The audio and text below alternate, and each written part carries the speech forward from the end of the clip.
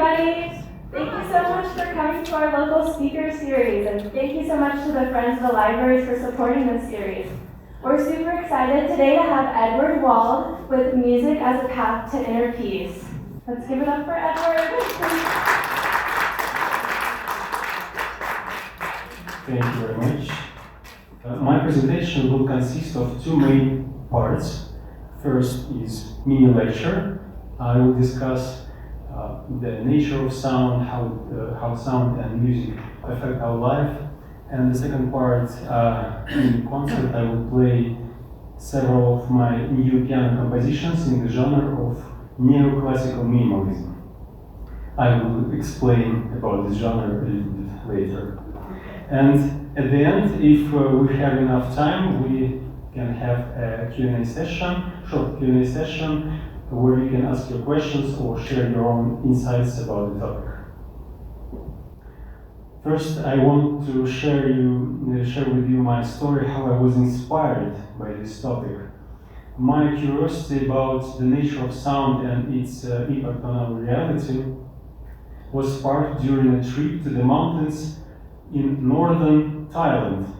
I know that for those of you who was born in Utah, there's nothing special about mountains, but for me it was, for the first time in my life, I stood on a relatively high mountain peak. I looked out at the horizon and I saw mountain chains stretching far away.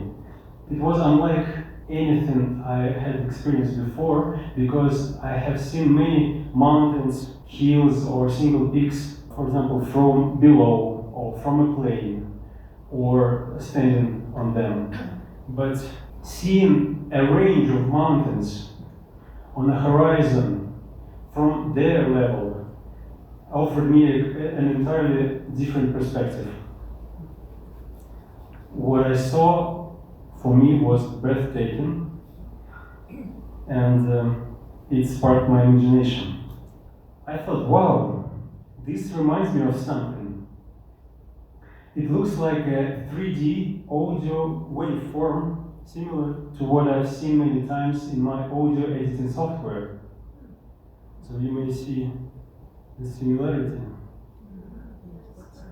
I remember that mountains are in constant motion. Even though we can't see it because it appears to move slowly from our human perspective. But let's say from a galactic perspective, this motion is incredibly fast. And I asked myself, could it be that we are inside a sound wave that is for us frozen in time? Like we are inside a chord or a note from a symphony of the universe, manifested through the mountains, or through ocean waves, or even through the growth of big cities and the evolution of civilization. So I added more questions for this presentation. Could it be that everything in our universe, every planet, every form, or even living creature was shaped by sound? Does sound have a significant impact on our reality, on our lives? And can we use sound and music consciously to improve our lives, for example, for mood regulation? Why Zen or meditation music calm the mind? And finally, how can I, as a music composer, apply all these ideas to my process of music composing?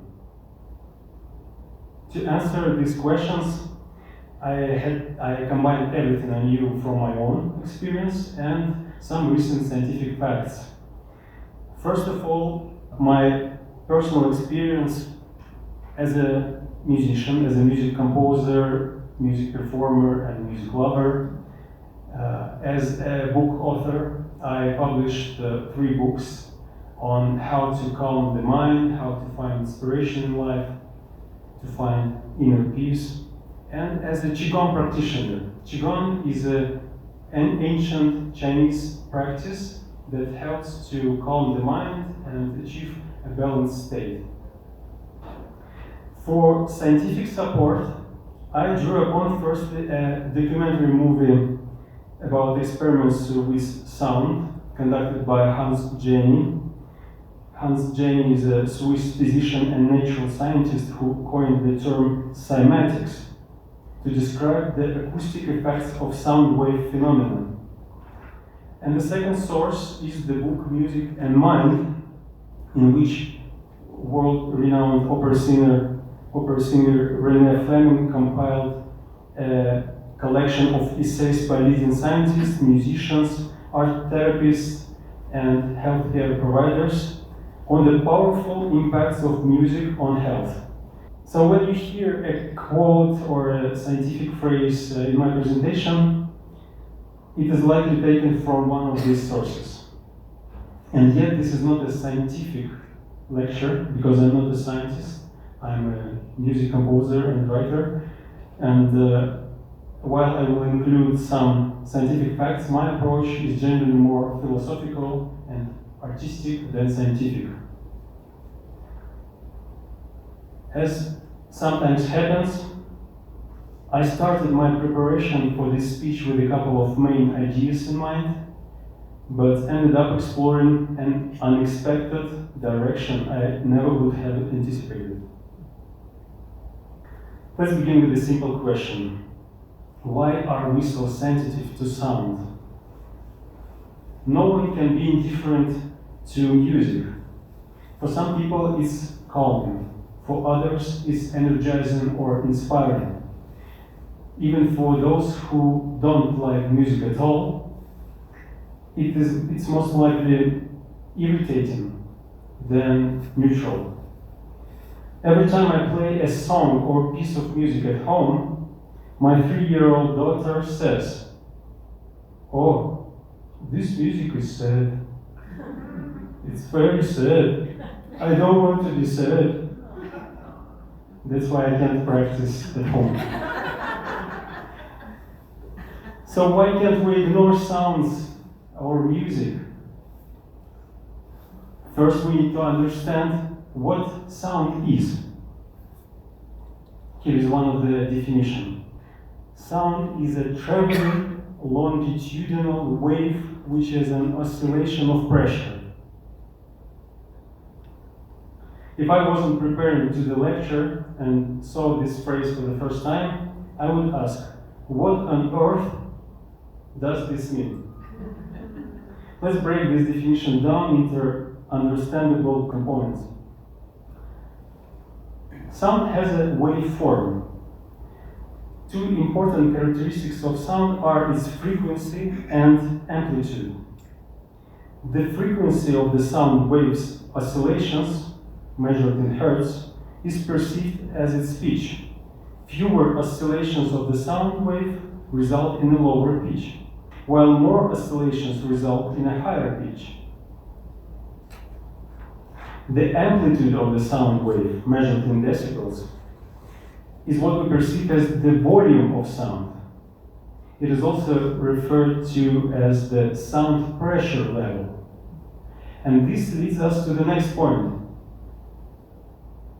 Sound waves are pressure waves. To understand this, we first need to explore how sound is created. Sound requires an original source of the pressure wave, which is any vibrating object. For example, it can be vibrating vocal cords, the strings of a musical instrument, the diaphragm of a speaker, or the metal of a machine. Sound also needs a medium to travel through. It cannot travel through a vacuum. The medium for sound can be, for example, air molecules hitting each other. Sound is transported from one location to another through particle-to-particle interaction. And finally, these vibrating sound waves reach our ears, where they are transformed into electrical impulses.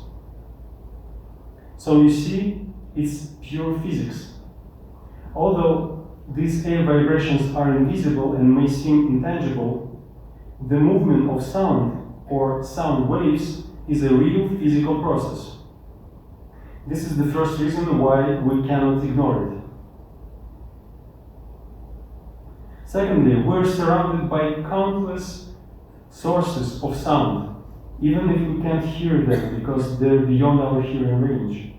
Almost everything, inside and outside us, vibrates at some frequency. Everything is in constant fluctuation, cycling, spinning, or repeating. Sound existed in the universe long before humans. While we once thought there was no sound in space due to the vacuum, space is not a pure vacuum.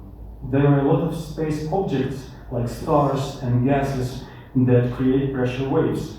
These waves have such long wavelength that their pitch is much lower than we can hear.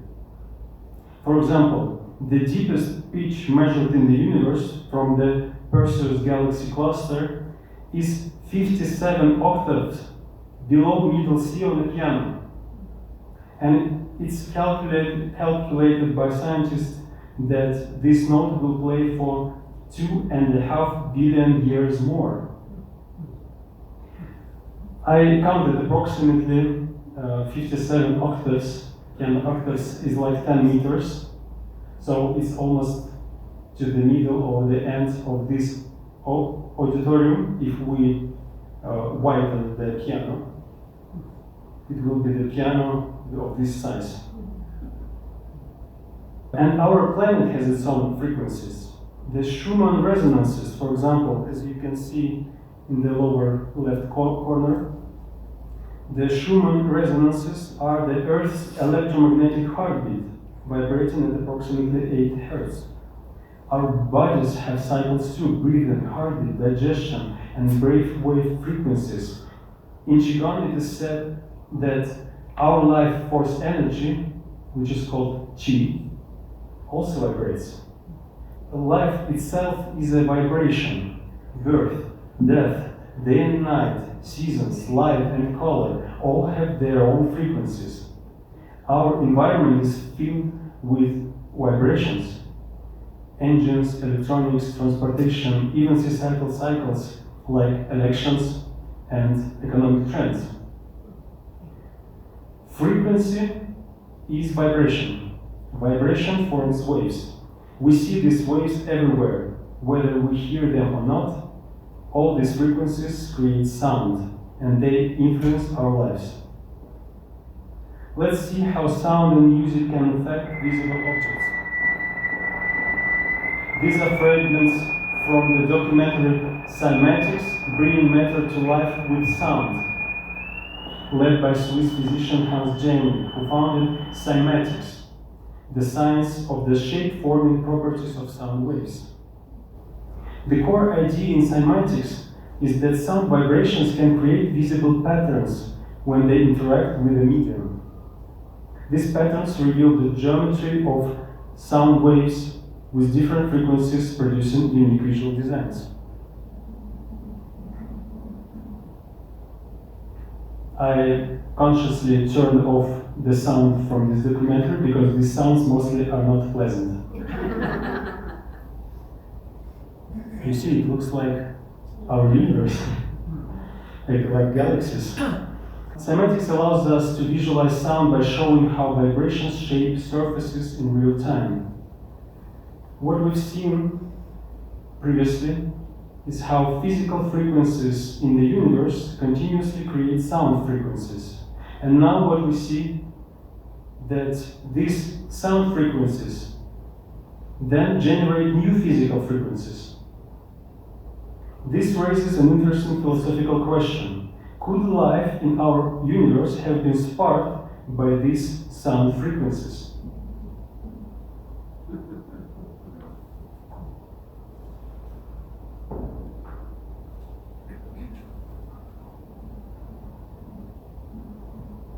So how do sound and music affect our lives?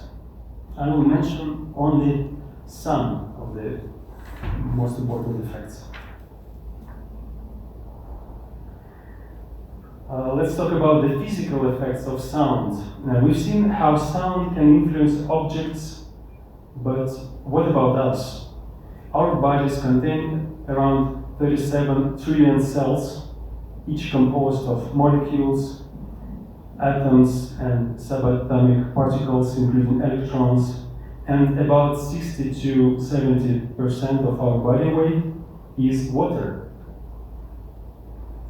So, the question, can sound and music affect the water molecules and particles in our bodies?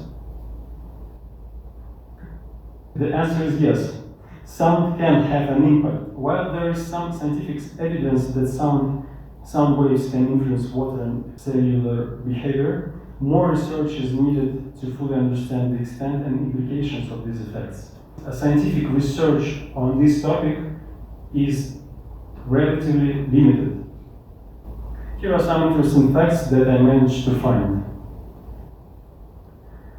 Fast-paced melodies can boost heart rate and circulation, enhancing oxygen and nutrient delivery to organs.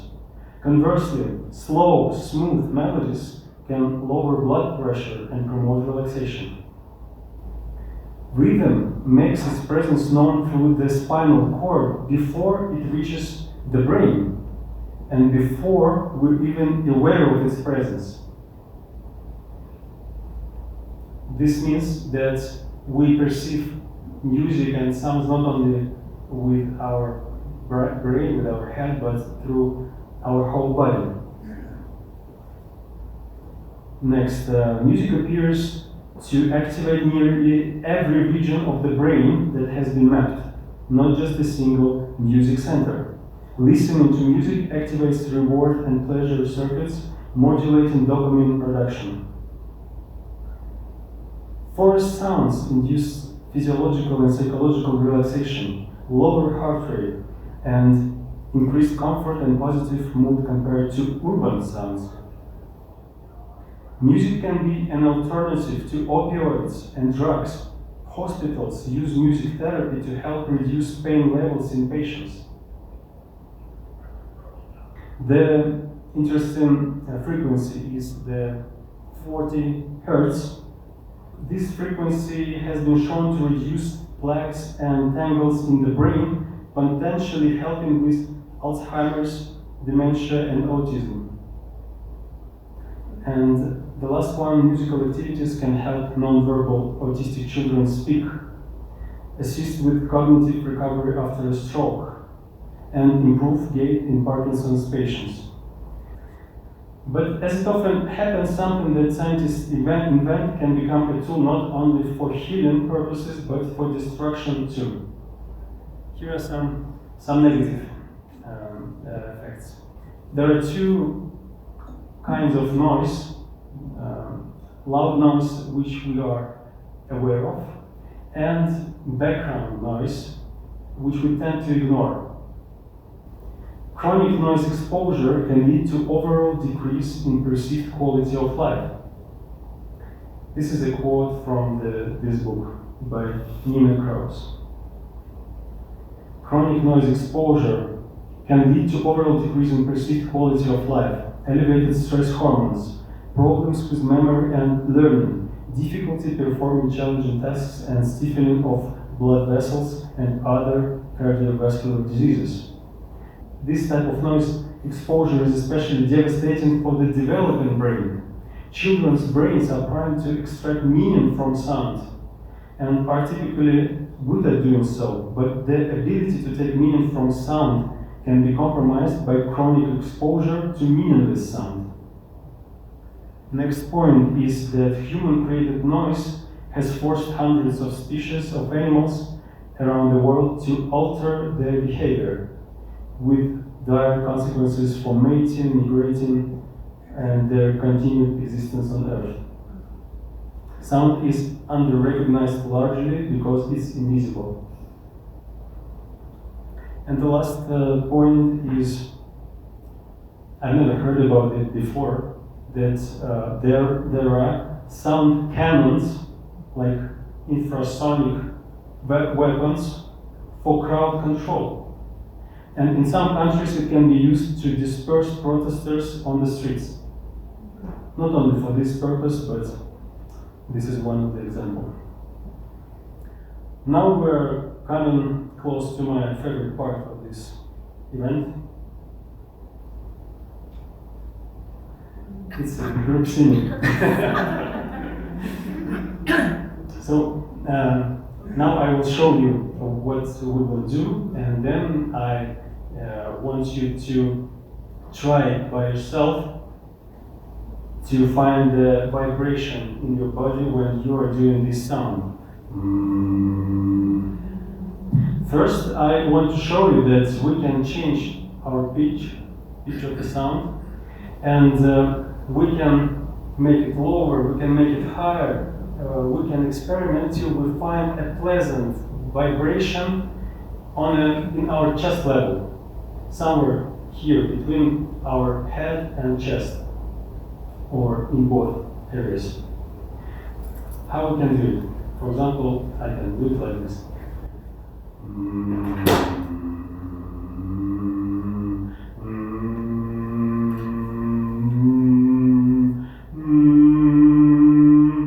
And I try to find which pitch is most pleasant for me to feel the vibration.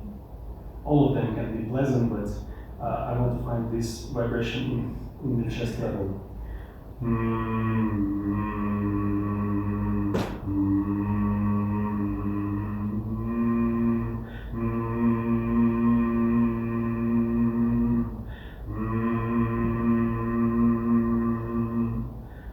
It was my pleasant spot. The interesting thing that I hope that it was the same for you, that if we find this spot, this pitch, it is said that it is our natural pitch. And if we speak or sing mostly in this level, it has a therapeutic effect because it's like coming back to our own true nature.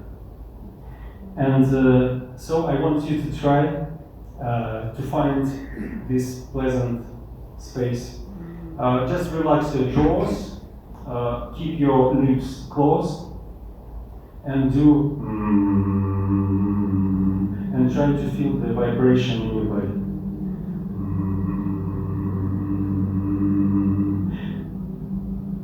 And then when you find the pleasant spot, you can experiment with high, low pitches. But when you find the most pleasant spot, stick to it and continue singing. And then we all will be singing these pleasant spots of each, and we will hear the singing of a choir.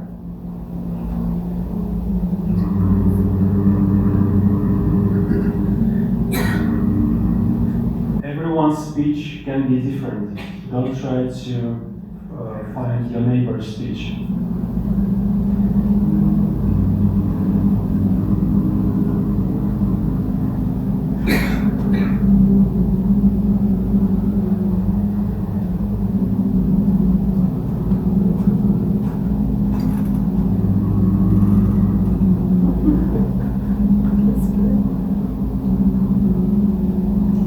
And singing is hidden.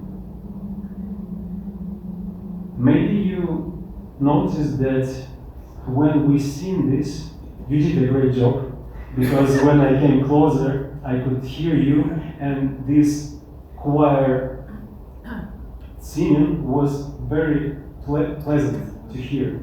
And maybe you can agree or not that it is pleasant to sing, and it is pleasant to hear when another person is singing in their most pleasant spot. Do you agree with this? Yes. So now we came to the next important effect, and I would say the core of this lecture is that besides the pleasant physical sensations, we may also experience an important psychological effect, like emotional effects, or psychological effects like sense of community, sense of belonging, or unity. Speaking about emotional expression and relief, when I started street performing with my guitar, I chose around 20 or 30 songs just randomly. And it took me a couple of weeks to realize that each of them reflected my emotions and concerns at that time. After performing them over 10 times, I no longer felt the same emotional connection. I had expressed and released those feelings, and they no longer affected me as painfully. As psychologists say, recognizing and accepting our emotions is the first step toward healing. The next effect is a sense of community connection, or we can say even universe connection. Certain kinds of music facilitate social connection, which can also relieve stress and have positive health benefits. Quote by Nina Kraus from the book Music and Mind.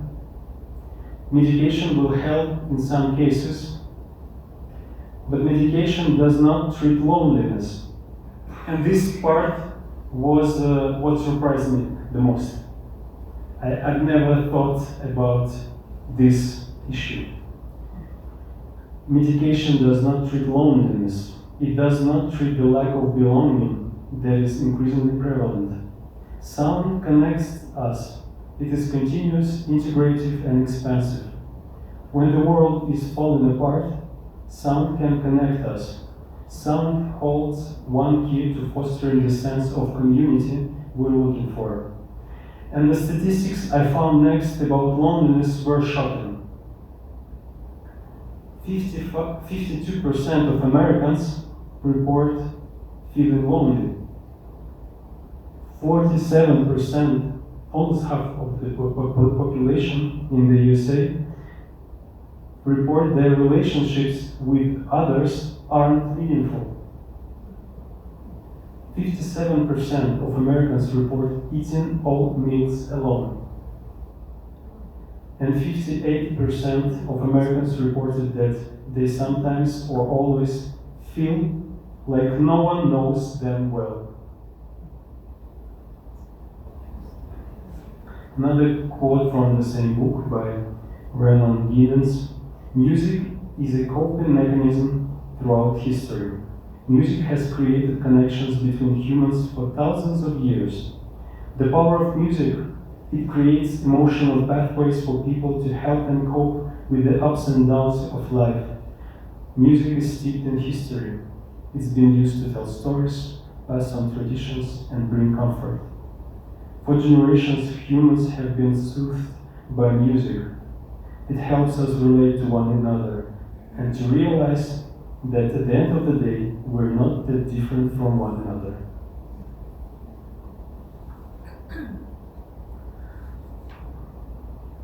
We are biologically wired to connect to one another using sound, and probably we wouldn't survive as a human species without music.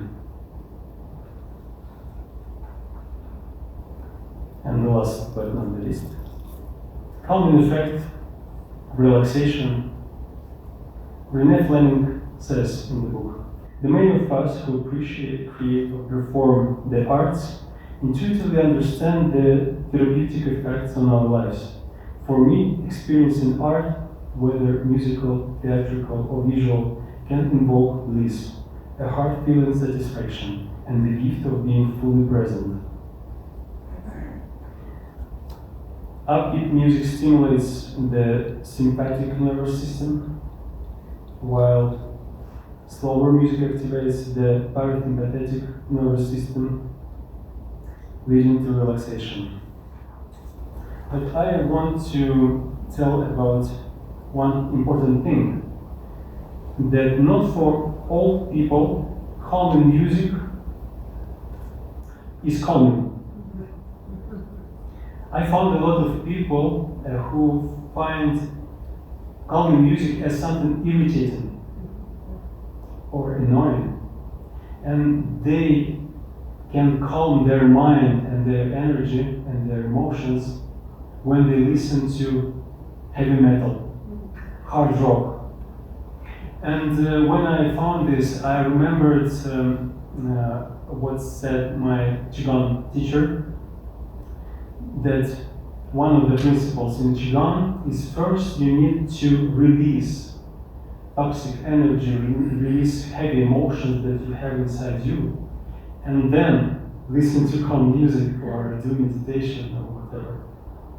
Because if you have toxicity and strong emotions or disturbance thoughts in your mind, and you sit to meditate or to relax, you face your inner reality, and it is not pleasant at this state. So first release, then take in new positive thoughts, emotions, and finally I want to go to the piano. This was the end of the first part. Thank you very much.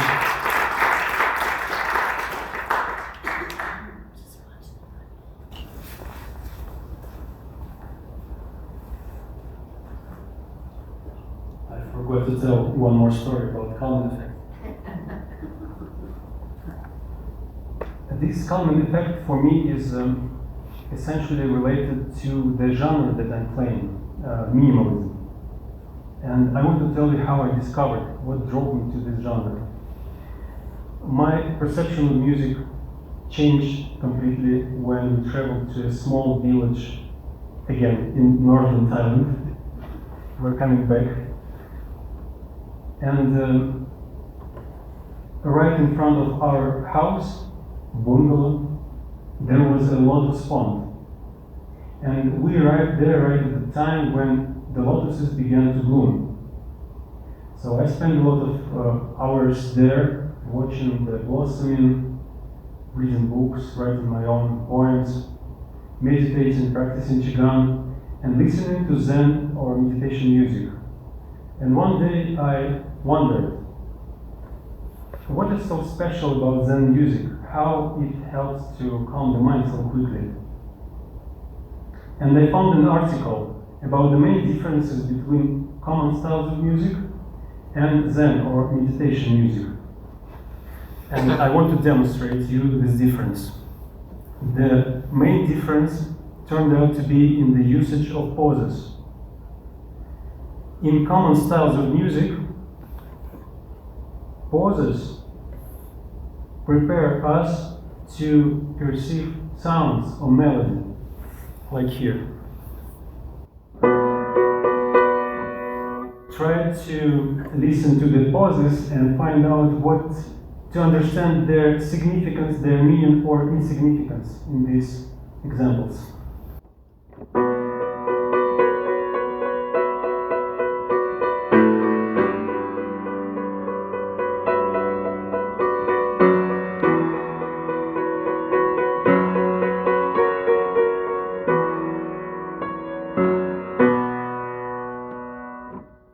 Here.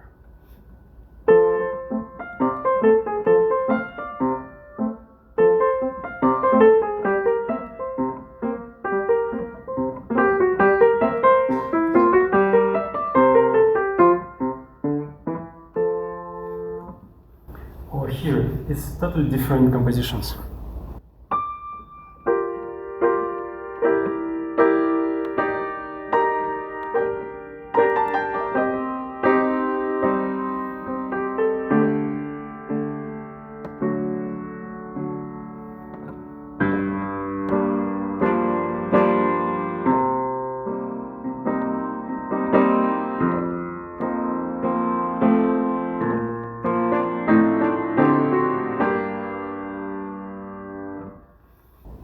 So you could hear the meaning of pauses. That the most important thing in common styles of music is sounds and melody. Pauses are secondary. Whereas in Zen or meditation music, it's the other way around. Music, melody, sounds prepare us to perceive pauses, silence, space between sounds. Now I will play a fragment from my composition.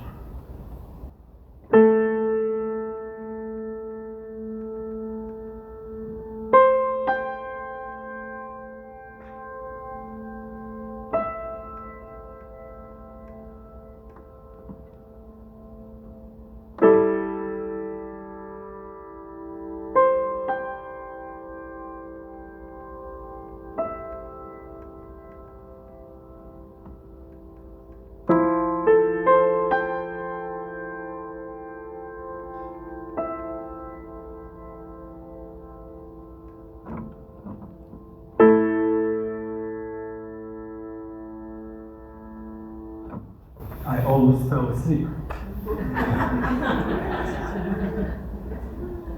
And when you listen to the music in this way, when you focus on pauses, the space, it eventually brings us to the point where we feel that space in our life is very important. When we talk about music, it's not only about music. We can exchange the word music to life. Do we have enough space between our duties, like at work, at home, in society, and between our ideas, wishes, desires? Minimalism is not only in arts. There is a huge movement in life, minimalism in life, in interior design, and you can use these ideas everywhere, almost everywhere. That's what drove me to this genre, minimalism. I began to view each sound, each note, each pause as a symphony in itself. And the next important feature of this genre is repetitive music patterns with slight variations. Now I will play a famous song by Radiohead.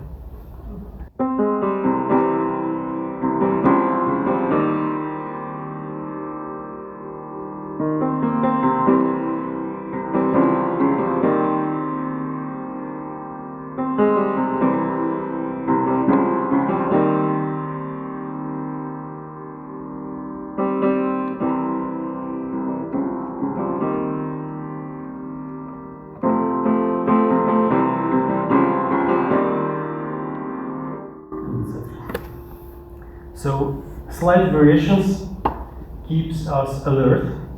I want to demonstrate one more example from my piano composition that is called Zero Gravity.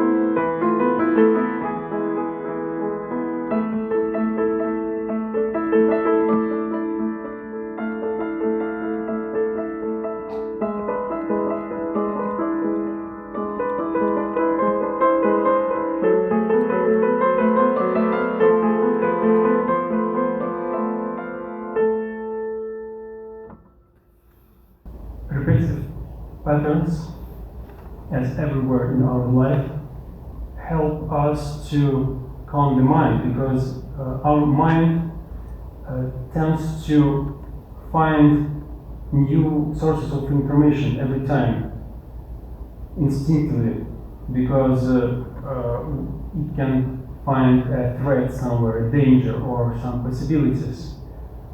But when we do something repetitively, our mind gets bored. And if we make just slight variations to keep alert, not to fall asleep, our perception of sound or of our life becomes thinner. We become more sensitive to everything. And when our mind is quiet, we can be more sensitive to our own inner state, like about our emotions, about our thoughts. We can observe our emotions and thoughts. And again, as psychologists say, observing and accepting your own thoughts and emotions is the first part of healing. Now, my lecture is finished, and I will play piano compositions that I recently composed. First two compositions are to allow you to express emotions. So they are more expressionist.